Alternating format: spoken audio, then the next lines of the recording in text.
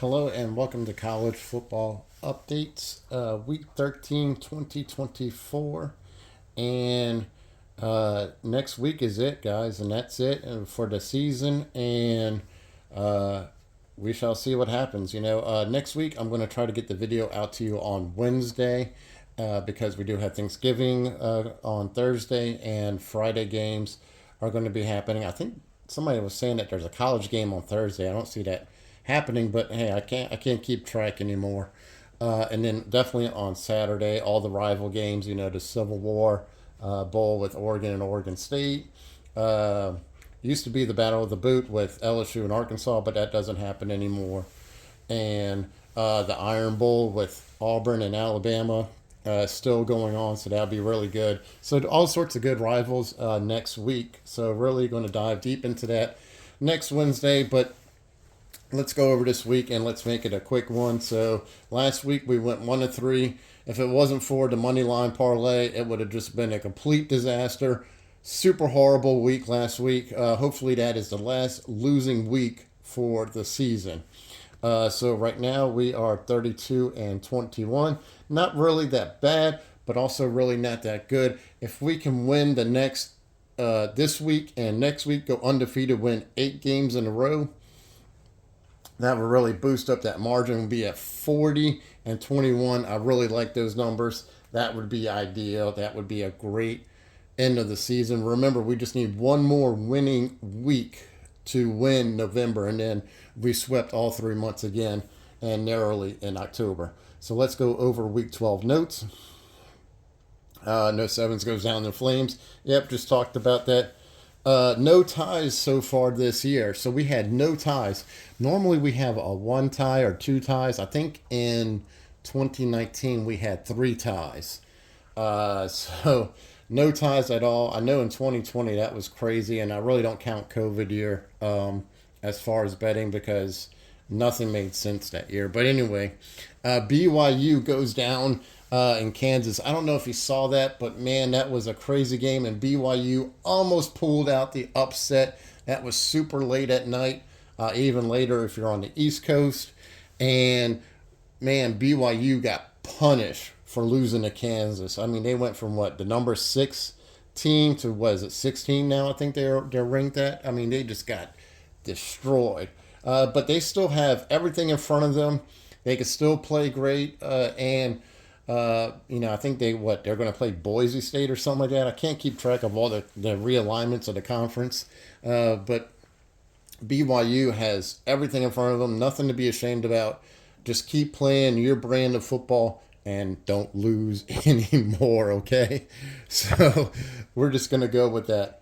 Tennessee goes down. God, Georgia just spanked Tennessee like crazy. And I'm going to make a bet. I have a bet coming up this week because Tennessee can't cover points. And if you would have taken Georgia -3, man, that was a pallet of cash waiting for you in that game because, I mean, that game was pretty much over by halftime. Um, so Tennessee is out, Georgia's in. Georgia's got everything to play for. And if you notice that there's no complaining from Georgia, I mean, they are ranked number 12 right now. And when you look at Alabama's strength of schedule, I mean, how can you say that their strength of schedule is better than Georgia when when Alabama has played a team called Mercer? I mean, really, this is what Alabama does every year, and I don't know why they get favored by the committee every single year. I thought it was a Nick Saban thing, but with Kalen DeBoer there as the new head coach and that schedule, I don't understand why Alabama is getting the favorites because they don't play anybody. Their greatest win is what, Wisconsin so far? I mean, seriously? There's really nobody else. You can say Georgia, okay, they beat Georgia at home, but really, does that count? I mean, where does this committee, accept things at? That's what I really want to know. There's so much question marks. This 12-team parlay, or 12-team, not parlay, but playoff, I meant to say, is just all over the place right now. And hopefully we get more clarification over the next 2 weeks going into it, especially with the championships in 3 weeks. LSU is done. They lost to Florida. Super embarrassing loss. the people I know on the inside of LSU want Brian Kelly fired. They don't even care about the $50 million buyout right now. It's $50.6 million, and they're willing to write a check right now. How about you guys write a check to Old No Sevens here for like $100,000, $200,000, and I'll walk away from LSU. You know, hey, look, but LSU is getting ready to fire Brian Kelly if they lose another game. So they got Vandy, which is not going to be an easy team this week, and then they got Oklahoma. Two really tough teams that should have been steamroller teams for them. They should have been able to steamroll these two teams at the end. But there's talks about that Bryce Underwood, the number one quarterback, dual threat quarterback, coming out of, I think it's Michigan. He committed to LSU last year, and he stayed strong with his commitment. He's bringing on a bunch of five-star recruits, and now there's talks that he's getting a little shaky and he's not quite sure, even though signing day is coming up soon. I think he's going to do the early signing day, and he's bringing on a lot of other five-star recruits with him. I think it's like 3 or 4. That's the reason why LSU has the number 2 recruiting class in the nation coming up. And they're saying that if Bryce Underwood drops out and decommits from LSU, then Brian Kelly is out the door also. So there is a lot of stress on Brian Kelly right now. His seat is extremely hot. And there's even talks that maybe they made the wrong decision and they probably should have kept Ed Ogeron. Now, that's pretty bad when you're talking about, you know, you pretty much ousted the previous head coach, and now you're saying, well, maybe we made a mistake and we should have probably kept Coach O. Coach O knew what this team needed, and he had it trending in the right direction. And the COVID year was just a complete disaster. I'm not going to get into the political events of it all, but he was coaching for a lot less. His first 2 years, it was only $2 million versus $10 million, and he was giving you better results. So that says everything right there. And Brian Kelly is the first coach since Jerry DiNardo, which was before Nick Saban in early 2000. Jerry DiNardo was in the late 90s for LSU. He is the last coach. Now, Brian Kelly is going to be that coach because Nick Saban brought us to the national championship in 3 years. Les Miles brought us to the national championship in 2 years. Coach Ed Ogeron, brought us in 3 years. Brian Kelly, this is year 3, no playoffs, no college championship, national championship, and we have a worse record now than we did since COVID year before Brian Kelly got here. So things are not looking good for him. Okay, I spent enough time with that. Let's move on and go from there. Okay, so week 13, 2024, Ole Miss at Florida. That's an 11 a.m. game on ABC. Ole Miss is -10 against Florida. They played a really tough game. Ole Miss did. I think Florida is going to be celebrating. They're going to be really high. They got one more game for to be bowl eligible against Ole Miss. Ole Miss needs to win this game, and they need to win this game convincingly to make the playoff roster. So this is going to be a make or break game for Ole Miss, and Lane Kiffin knows that. And Lane Kiffin's job is not on the line, but his recruiting is on the line. And Ole Miss has everything in front of them to make the playoffs. I think Florida is going to be riding a little bit of a hangover, winning the LSU game. And I really expect Ole Miss to kind of treat this like the Arkansas game. I think it's going to be 40-10.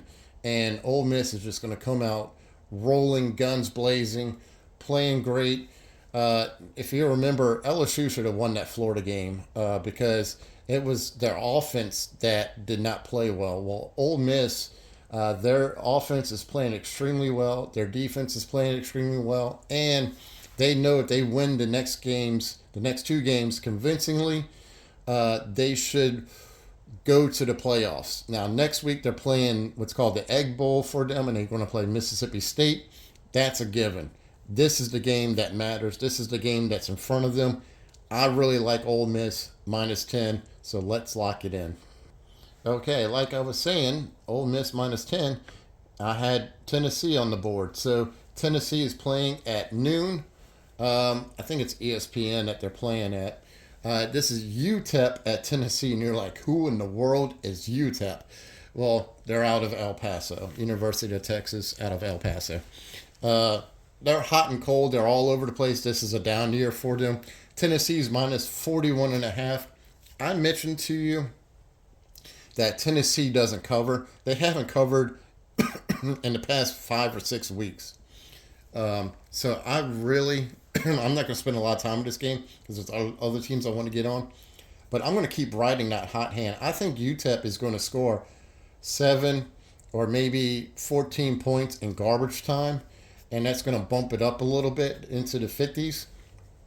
And that's where I really kind of like this to be. I think Tennessee's going to easily score 40 points on this team. And then they're going to have their backups in and everything else.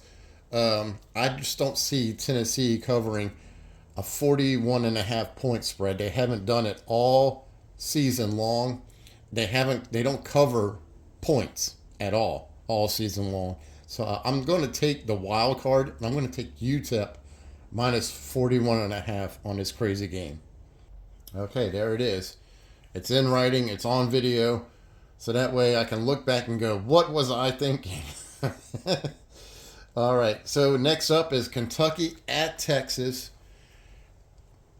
It's -20.5.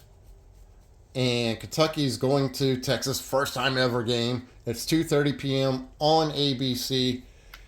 Texas is all over the place. 1 minute they literally just blow the doors off of somebody, and then they play Arkansas and they barely squeak by in the fourth quarter to win that game.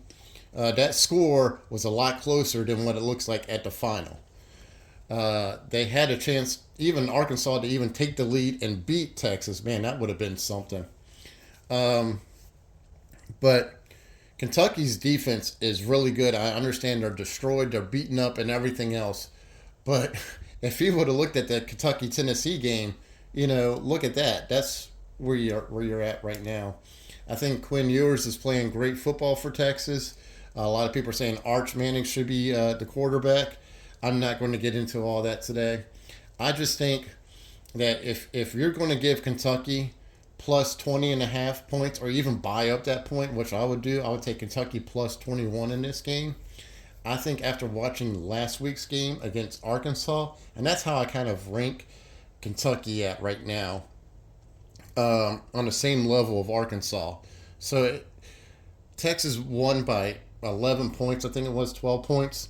So if you're going to give me +21 and they're going to score 10 points or 14 points, that's looking really good for me. I think Kentucky +21 is really where I would be at. So I'm going to buy up half that point. I'm going to take Kentucky +21, and I'm going to hope that Kentucky's defense plays really good football at Texas. So let's lock it in. All right, there we go. We locked it in. All right, Colorado. I've had a lot of people ask me, no sevens, why don't you do Colorado? Because I was burned really bad last year. Second week, still have it etched in my memory. That's the reason why I have not picked Colorado. Uh, so they're playing at Kansas. And for all you guys, I'm going to take Colorado this game, okay? Look, there's no surprise. 2:30 p.m. on Fox. Colorado's -25. I think Colorado's going to win this game, okay? That's what I really think. This game could go either way. Kansas is playing a really good brand of football. Will they have really high emotions going into this? I really do believe so. Do you see Colorado winning by 25 points or more? Probably not.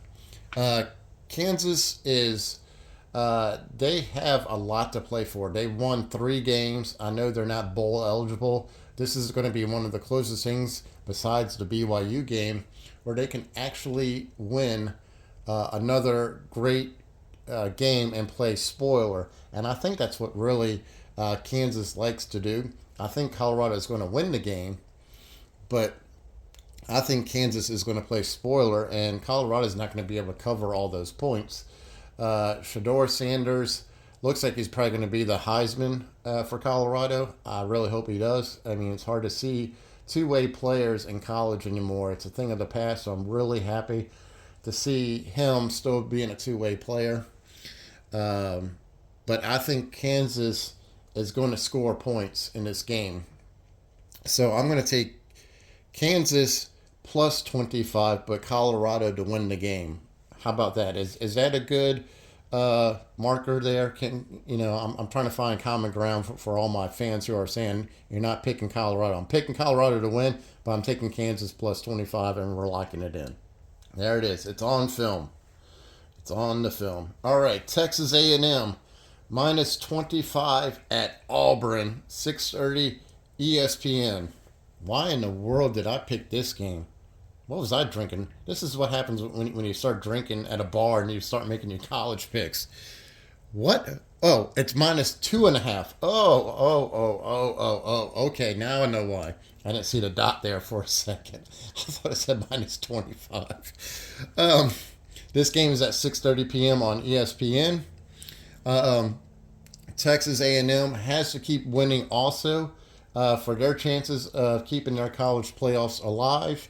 Auburn is going through a complete rebuild with Hugh Freeze as the head coach.